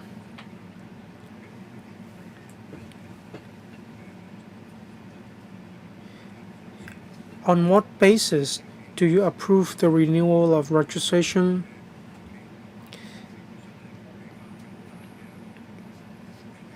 If there is no record of malpractice, basically that is quite a simple decision. Is that right? or in your database, do you have any record of previous approval of the registration of the professional? And of course, when you identified any non-compliance during the process of spot checks, of course, you will handle it immediately. Is that quite a simple inspection process? Can I put it this way? The administration, of course, will have to verify the criteria or the professional qualifications. We have to see if there is any change in the qualifications. We will also have to take into account any change in the situation or the fulfillment of the criterion of fit and proper person. We will also have to identify any non-compliance in relation to disciplinary actions and so on. We take all these factors into account.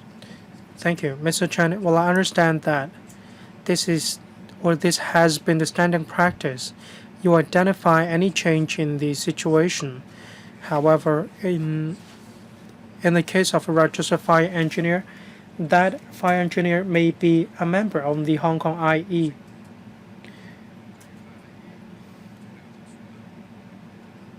Just now, members asked about this as well. Just supposing if the applicant applies for renewal of registration, if the professional is registered as a fire engineer, but also as a civil engineer or a structural engineer, probably after determination, one is found to have committed misconduct. Is there any channel for the Hong Kong IE to provide the relevant record? Well, as I understand, there is none, unless you have already set up a channel to facilitate the flow of information. Say an architect takes a top-up course and then meets the requirement of a registered fire engineer, but at the same time that person is from the Hong Kong IA. They may not immediately inform you of such misconduct, so how can you detect any change in the qualifications of the applicant? Mr. Howard Yam, thank you. When it comes to fit and proper person, we require the applicant to report to us on his or her own initiative. In case of any doubts, the FSD may conduct further background checks. The FSD may go to a professional body to request the provision of information or to probe into the non-compliance record. They may even arrange for interviews with the applicant or request further declarations. I'll see if my colleague has anything to add. Mr. Michael Yong, thank you. An applicant will have to report to us whether he or she has any criminal record or misconduct. When we see such applications, we talk to applicants. Say, if they remain on the register of a professional qualification, then we may require information to back up such qualifications. When we see fit, we may write to the relevant professional body to request information to substantiate the application. Thank you. Well, it seems the criteria are quite strict. However, when the number of registered fire engineers is on the rise, then the FSD may be snowed under with work. You need to strike a balance. Public safety is top of mind. That's why you need to tread cautiously while approving the application for renewal of registration. I suggest you get in touch with professional bodies and set up a reporting mechanism on a regular basis, well, you have to be quick. Under the Safeguarding National Security Ordinance, there is a similar requirement. When someone breaches the offense of safeguarding national security law, and when that person is at large, the professional bodies have the responsibility to inform the relevant government department to remove the name of that professional from the register. This is what I call a standing practice or a mechanism. What I mean is a communication mechanism between the administration and professional bodies. When there is such a mechanism, you will have information provided by professional bodies. Probably the administration may look into the situation. Thank you. Mr. Stephen Ho, renewal of registration is close to my heart. The question of mine is quite different from that asked by other members. Often I received cases seeking assistance. Under Section 12, it's quite clear.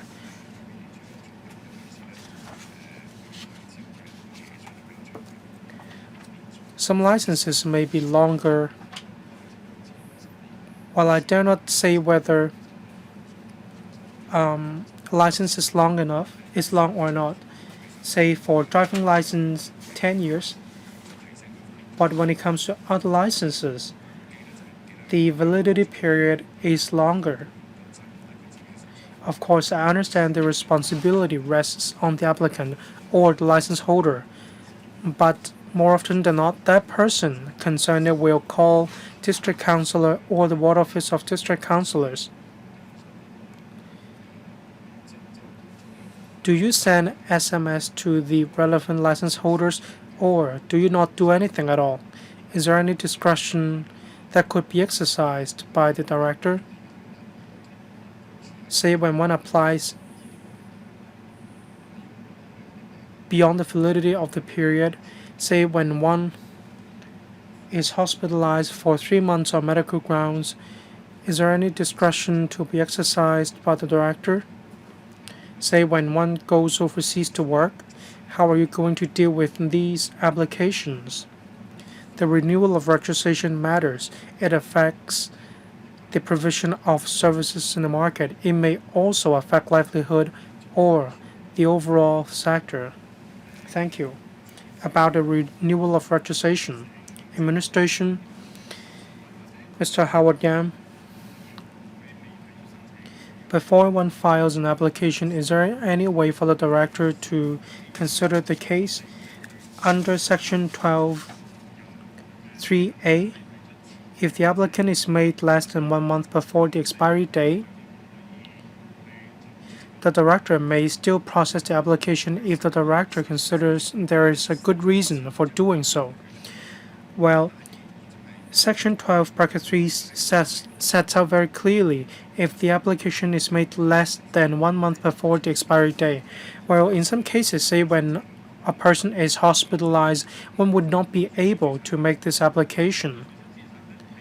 In this case, the registration may be cancelled, and 30-day notice must be given when you intend to cancel the registration of a professional.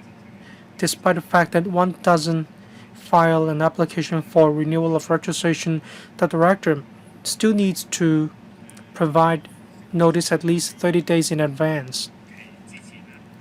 Before the renewal of registration,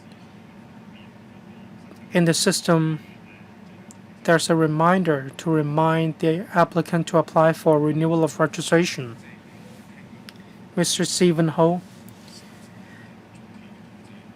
So 30-day notice.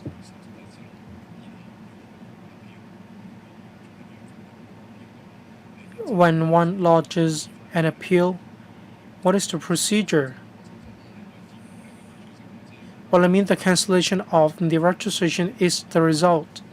But what can I do? After I'm discharged from the hospital, do I need to start afresh? Well, when one has a good reason, the director may make corresponding arrangements and may consider the application. Section 12, brackets 1, 2, 3, there is no mention in relation to this. When you exercise your power, you need reasonable legal basis. As for vessel license, there is no such provision. That's why I'm asking this question. I want to know whether this is set out very clearly in the ordinance.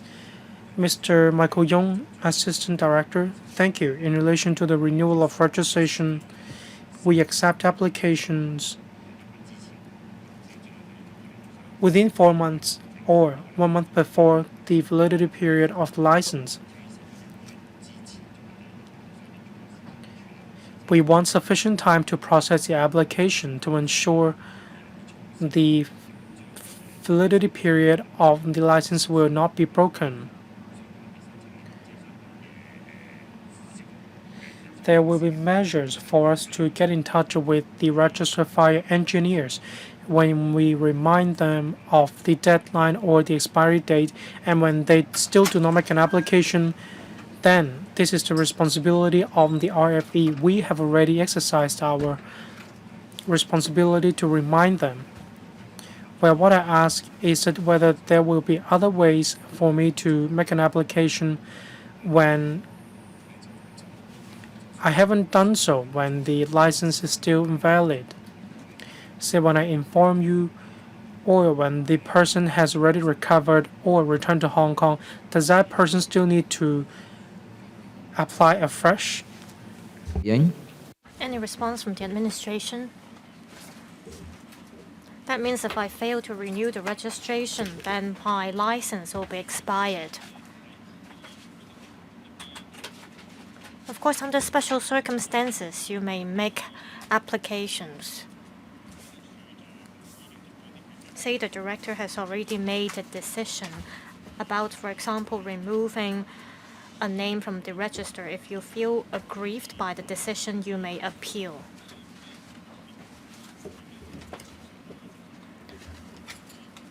As to whether the appeal will be established, and it will be up to the appeal board to make a decision. We will leave it to the appeal board to deal with this. Which part of the regulation is that? I think the director's power is essential.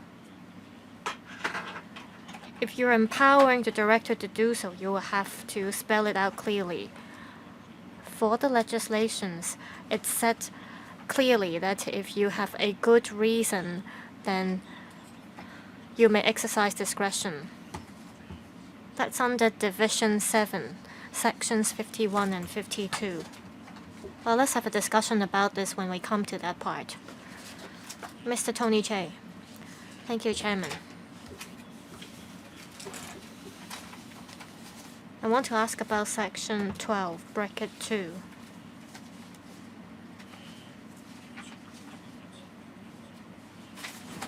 If the application is made not less than 1 month before the expiry date, the existing registration is taken to continue in effect until the day on which the director has made the decision.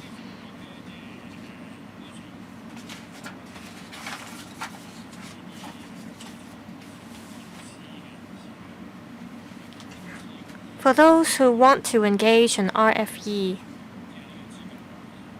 well, how will the person know if the director is still trying to make a decision? Normally, a registration will be valid for 5 years. If it is over 5 years, then of course the registration will not be valid. But when the director is still making a decision on the registration of an RFE, how will potential license applicants find out? I believe if the registration becomes invalid within a short period of time, you'll be able to remove the name of the RFE from the register. Section 16 touches on the grounds for removal.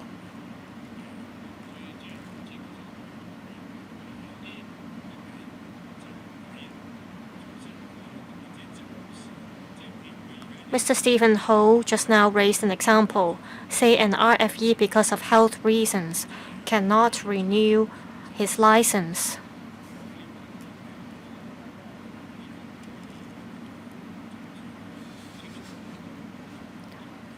will you allow the RFE to have the name temporarily removed from the register, but within 5 years' time, the name can be put back on the register? Deputy Secretary, Section 12, subsection 2. It says if the application is made not less than 1 month before the expiry date, the existing registration is taken to continue in effect until the day on which the director has made the decision. This will be a very rare situation. We believe that the registration renewal should be able to be completed within 1 month's time. Say the registration is pending director's decision. How will license applicants know? Well, each RFE will be given an e-registration card. We encourage those who intend to engage in RFE to look up the information online. There will be relevant information on the register. So you'll be able to find out easily whether an RFE still has the registration valid.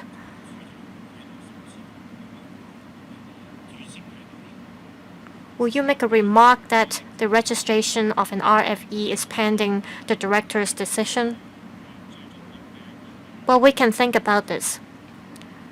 But while the director is still making the decision, the registration of the RFE concerned will still be valid. I think this is to ensure that license applicants have access to the information.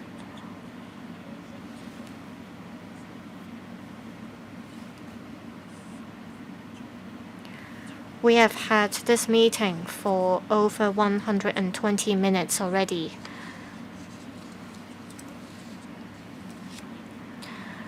Other than Ms. Doreen Kong, are there any members who would like to put questions to the administration? If not, I will give a 10-minute break to members.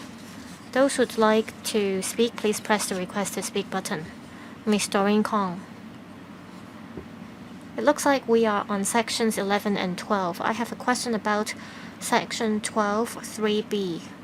I have a question about the English drafting. Bracket B says the existing registration ceases to have effect on that day. Should it be on the expiry day instead?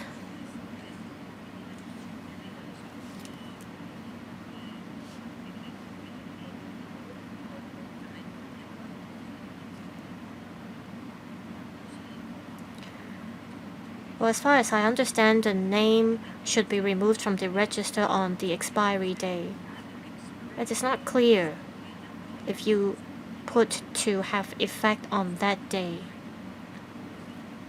And also there is a definition for expiry day. So I wonder if it should be drafted as to have effect on the expiry day instead. I'll invite the law draftsman to explain, because there's mention of the expiry date in both sections 12 and 13.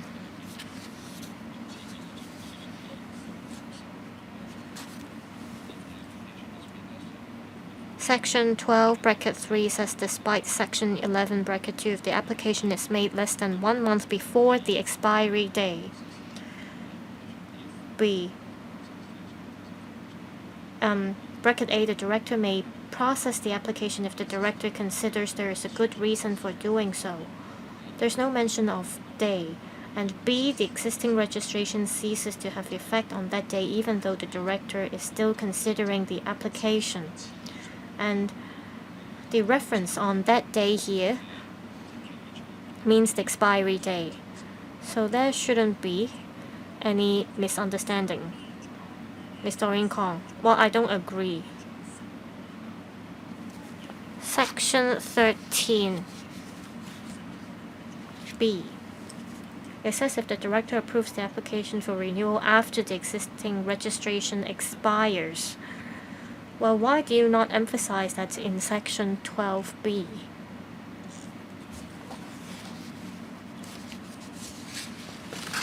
Law draftsman.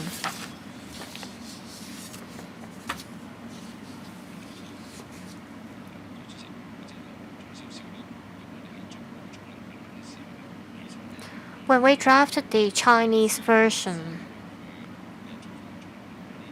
we didn't think it was necessary to have a direct equivalent. We do not see the Chinese version as a direct translation from the English version. As long as it reflects the meaning of the English version, we find it appropriate. Ms. Doreen Kong, I'm not trying to insist on my version. According to the administration, it says because in bracket 3, it mentions before the expiry day, and bracket B, it refers to have effect on that day. That's why you don't have to repeat the expiry day. But the Chinese text does say explicitly it's the expiry day. Why not put the expiry day in bracket B? Well, I'm not insisting, I just don't understand why our standards are so different from each other's. I think the ultimate goal is to make sure that the provision is clear enough. Let's have a 10-minute break now. We will resume the meeting at 4:50.